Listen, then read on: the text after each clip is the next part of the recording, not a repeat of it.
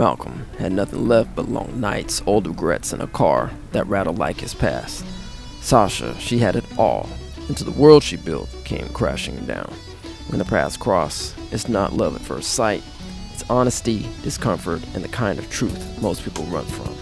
Mr. Uncomfortable, a slow burn romance about healing, heartbreak, and hope. Mr. Uncomfortable, available on print or ebook, audiobook, and soundtrack coming soon. Go to MrUncomfortable.com. That's MISTER, uncomfortable.com.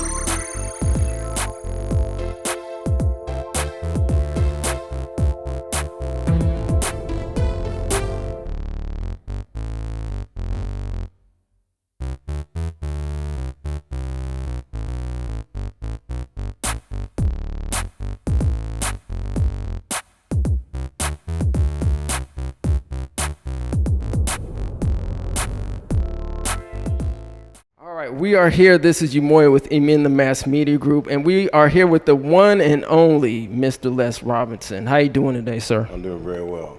All right, yes. Wonderful, brother. Can you introduce yourself to the people once again? I'm Les Robinson. I am a pastor in Southern California, Santa Clarita, California to be exact, but I've also been involved with the California Reparations Task Force by way of testimony and working with Brother Umoya and others to get laws passed that will benefit our people. Excellent, brother. So we'll get into the reparations questions, but if you can let people know what you're doing here in Sacramento at the Underground Bookstore. Yes, we're here at the Underground Bookstore today to do a book signing and an informational meeting on my new book released in April entitled Discovering Daniel Blue, My Search for Significance, Purpose, and Legacy. It chronicles my life, but also the life of my great-great-grandfather, who was a slave from Kentucky, brought to California on the wagon train in 1849, a real 49er, and discovered gold and built and established the first African-American church west of the Mississippi, and then ended slavery through the power of his church here in California. All right, man. So before we actually came on to this discussion in this interview, man, we briefly talked about like how we met. So from my understanding, you met my father, back in the day. He taught you some routes. My dad played professional football. Yes. And then you went on yourself to play, I believe, college football. Is that correct? And just I got a few tryouts in the NFL, but just brief. I didn't make it, but I learned a whole lot from your father, Leland. He was a great player. And so, now we're both passing down information, to the youth, brother. So, can you kind of, in terms of like the youth and what legacy, as black men we should pass down, and men in general, like from your experience, man, not only through, trying to, find yourself as a descendant of Daniel Blue, but just in general, man, through your experience of life, can you give some information to the youth, man, in terms of what the youth should be looking forward to in their life? I think our young people today should be directed to live a life of legacy. And what I mean by that is you want to leave something that's going to last longer than you. You want to invest your life into things that are going to be eternal or have a chance for eternal value. In other words, there's a quote by a writer, I don't know his name, that says that the richest place on earth is the graveyard, because in the graveyard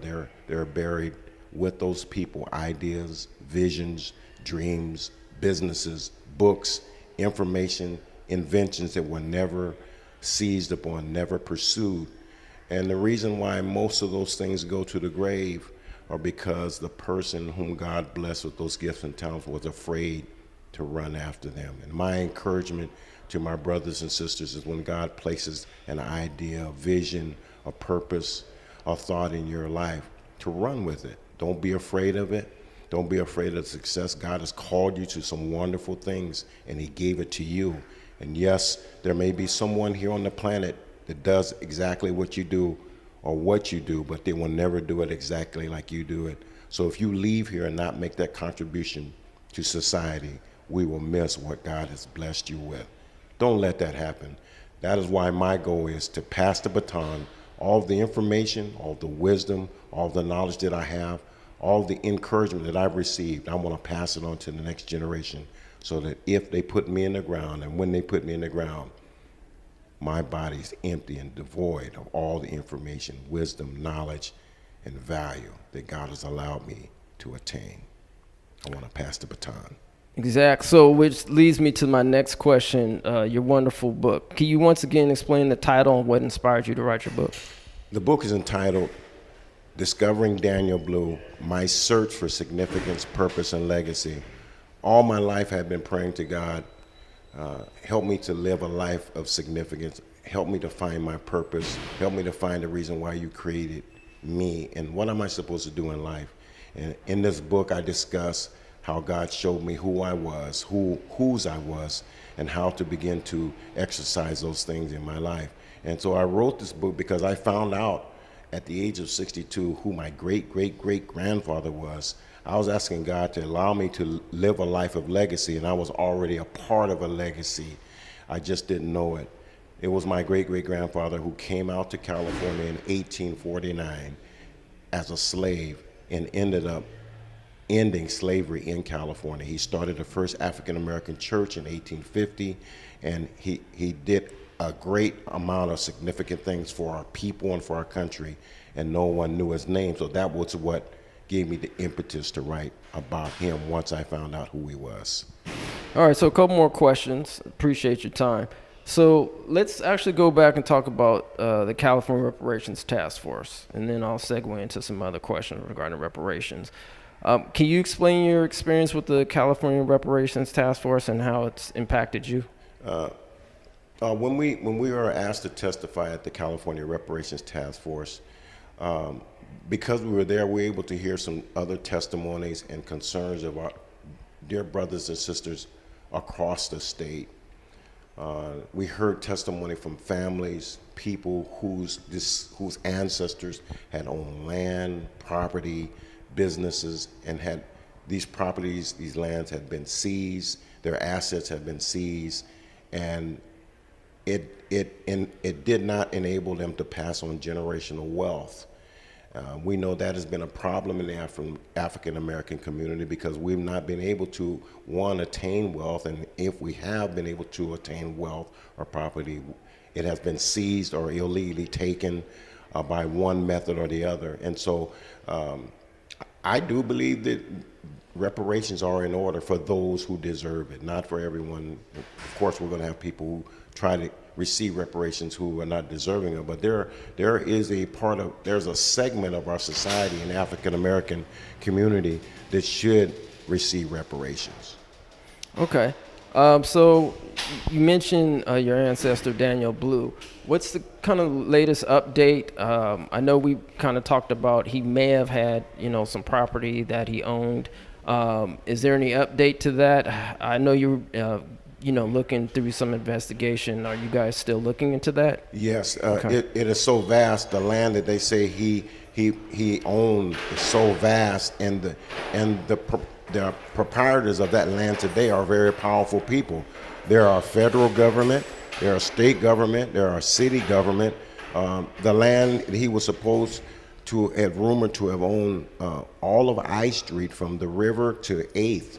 And on those lands today stands the Southern Pacific Railway Museum, the Southern Pacific Rail Yard, the Amtrak station, the county courthouse, and the federal courthouse are all on lands that he supposedly owned. And so these are very powerful people, most of them government agencies. And I'm sure that we're having a hard time just finding how that land was acquired and seized. So it will be a process. We will begin it very soon. Okay. And so I think we briefly talked about, some of the bills that have been going through right now in Congress. And two of the bills, one of them is the Bureau bill that's recently been approved and voted into the Assembly floor. And so there's a Bureau bill, and there's also the genealogy bill, the SB 437 bill as well, which would basically go through the CSU for extended research to see who could be eligible to receive reparations through a genealogy. So last year with Senator Bradford, we had the California American Freedmen Affairs Agency that unfortunately, and I'm not going to mince my words, it basically got blocked by the CLBC. Now these bills have passed both the Senate and Assembly floor, and they're going to the governor to sign. Now, some of us believe that last year's bills would have actually been more beneficial to the community.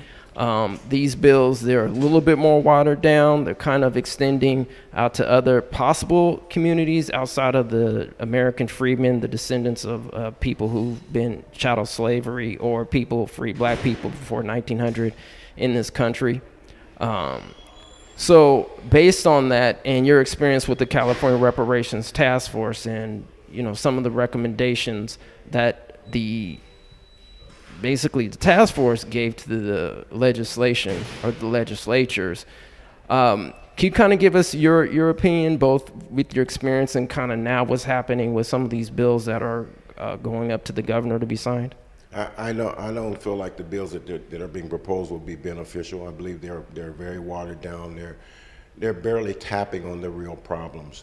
The study that the California Reparations Task Force completed after their 2 years of research and over $1 million of budget spending, they gave them some great initiatives and some great direction. And we not only did they compile information, but they were assisted by the Asian American Coalition, who advised them on how to set forth initiatives and how to receive reparations, what to ask for, what would be truly beneficial to our people.